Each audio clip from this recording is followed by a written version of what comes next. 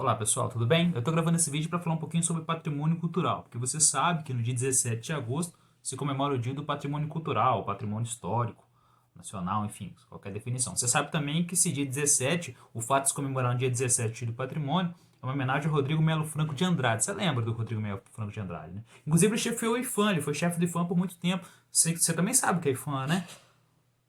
Bom, tô achando que você precisa ver esse vídeo, hein? Vamos lá então, vamos falar um pouquinho de patrimônio hoje aqui, patrimônio cultural. Esse vídeo bem legal, não vai demorar muito, eu vou tentar, tá bom? Vamos nessa.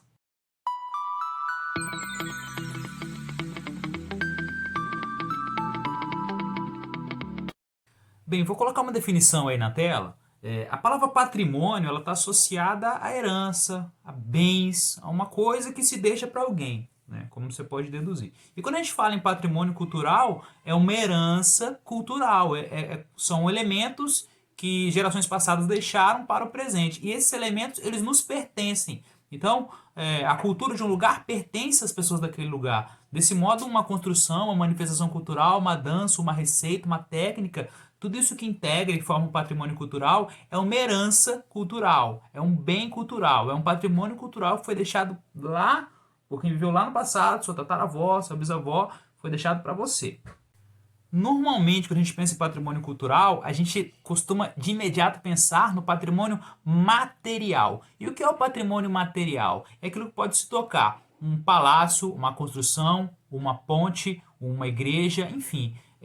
São bens patrimoniais, são bens culturais de caráter material. Agora, geralmente, um grande palácio, uma sede de governo, uma igreja, enfim, um casarão de fazenda. Normalmente, esses bens do patrimônio cultural refletem ali uma memória, uma herança das elites. Até porque, como retratar uma construção colonial de modo a homenagear um escravo africano? Como homenagear um indígena a partir das suas construções?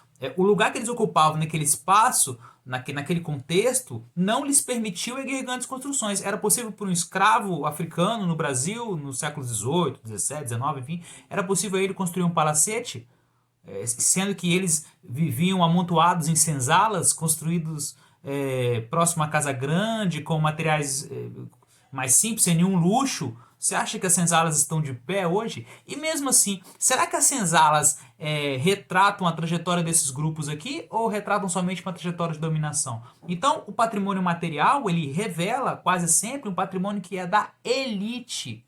Nesse sentido, lá pela década de 80, começam algumas discussões, se intensificam algumas discussões que vão ganhar força nos anos 90 e se consagrar nos anos 2000, que é a questão do patrimônio imaterial. O patrimônio imaterial, ele não pode ser tocado. Você diferencia-se nesse sentido. O patrimônio material, aquilo que se toca, aquilo que é matéria, e o imaterial, ao contrário disso. Vou dar alguns exemplos aqui. Um palácio, uma construção, patrimônio material. Uma receita culinária tradicional de um espaço é patrimônio imaterial. Posso falar aqui de muqueca, capixaba, posso falar de polenta, posso falar da cachaça, que é um produto tipicamente brasileiro. E aí você pode me perguntar assim, uai, mas você falou que não pode tocar. Você pode tocar uma panela de muqueca, você pode tocar uma panela de polenta, você pode pegar a cachaça, mas aí que tá. O patrimônio em si não é o alimento que se consome, falando aqui de receitas culinárias como exemplo de patrimônio imaterial. O patrimônio não é o alimento que se consome, o patrimônio é a técnica de se produzir aquele alimento. Vou dar um exemplo aqui outro, o Espírito Santo. As panelas de barro. As panelas de barro não são o patrimônio do Espírito Santo. Não é a panela que é o patrimônio. É a técnica de se produzir a panela de barro. É a forma específica como se faz a panela de barro no Espírito Santo, em Goiabeiras. Estão entendendo? E aí a gente vai chegar agora em outro ponto interessantíssimo. O patrimônio imaterial, normalmente o patrimônio imaterial, ele revela a herança de grupos populares. Ele revela a herança de grupos excluídos ou menos favorecidos ao longo do processo histórico.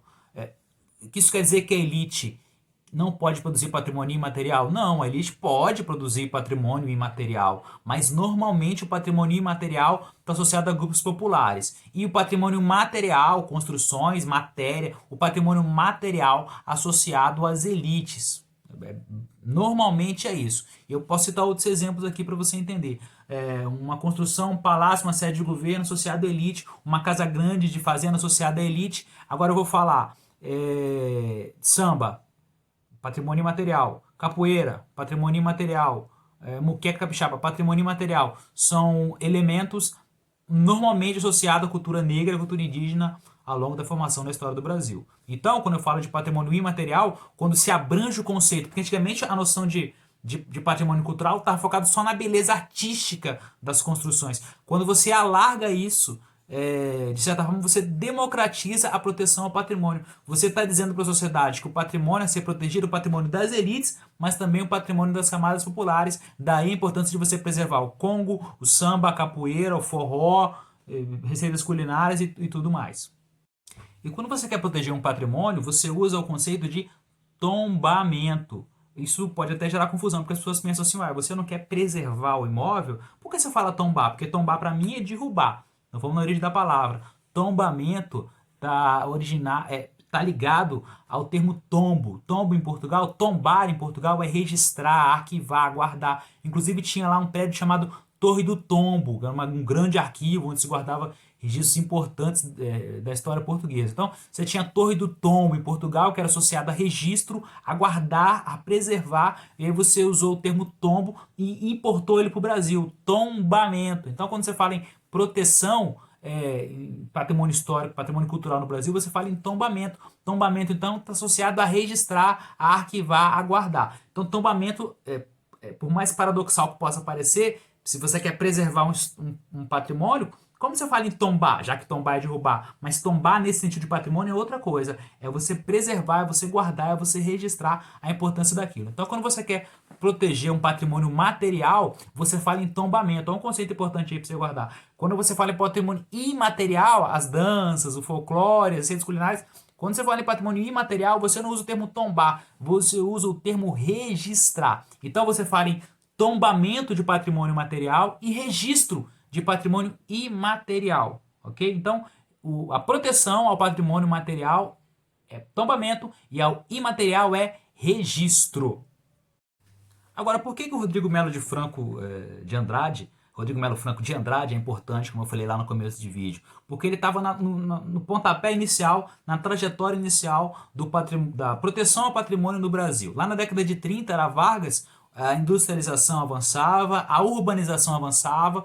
Você já estudou em algum momento que aumenta muito a população urbana nesse período, e aí há muitos casarões preservados do século XIX, até da colônia, que começam a ser derrubados para dar lugar a grandes avenidas, para dar lugar a prédios mais modernos. E aí grupos de intelectuais se juntam para preservar esse patrimônio e impedir essas demolições. Então é chamada fase heróica da proteção ao patrimônio, porque era isso mesmo, era meio que uma luta de heróis em busca de, embora eu não goste desse termo heróis, mas enfim, eu estou explicando porque a gente usa esse conceito de fase heróica da proteção ao patrimônio. Aí foi um esforço de heróis para impedir a demolição de prédios históricos no Brasil. E aí criou-se o SFAM, que era o Serviço do Patrimônio Histórico e Artístico Nacional, que depois virou IFAM, Instituto do Patrimônio Histórico e Artístico Nacional. Havia naquele momento uma tendência muito estética, preservava-se o que era esteticamente bonito. E isso foi aprimorado com o tempo. Você preserva o que é historicamente importante, não o que é esteticamente importante.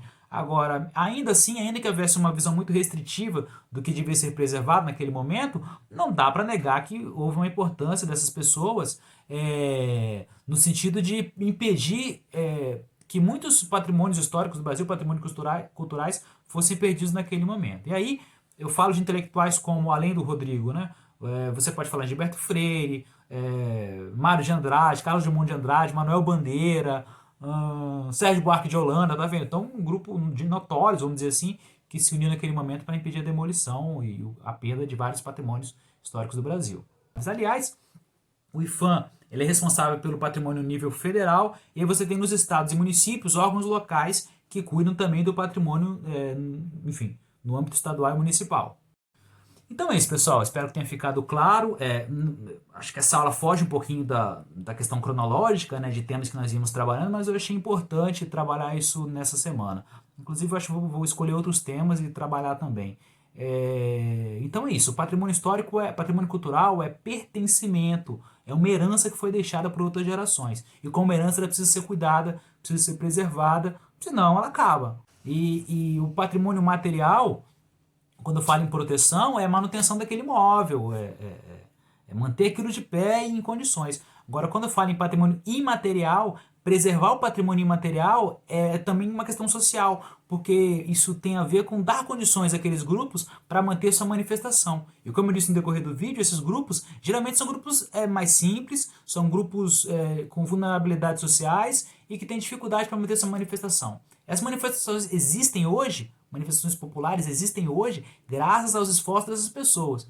E é preciso que a sociedade, que o poder público, tenha a consciência de que é preciso agir, não agir no sentido de intervir, se meter na manifestação popular, mas é preciso agir para garantir a existência dela. E ela é móvel.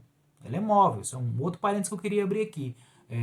Ela não pertence ao governo X ou governo Y. A manifestação pertence aos grupos que a mantêm. Então, se um grupo que tem uma manifestação popular que só tem tambor e pandeiro, se esse grupo quiser inserir uma guitarra amanhã, ele pode inserir, porque a manifestação não é do governo, a manifestação é dele. Ah, mas isso vai alterar a essência daquela manifestação. Amigão, amigona, a manifestação vem sendo alterada desde sua origem. Ou você acha que a capoeira que se pratica hoje é a mesma da escravidão? Ou você acha que o Congo que se pratica hoje é o mesmo lá do século XVIII, século XIX? Então, as manifestações já mudam. O importante é garantir aos portadores, garantir às populações que tocam essa manifestação, garantir a eles condições da existência desse elemento do patrimônio cultural. Tá bom? Vou ficando por aqui, já está salgando demais. Abraço e até a próxima. Tchau, tchau.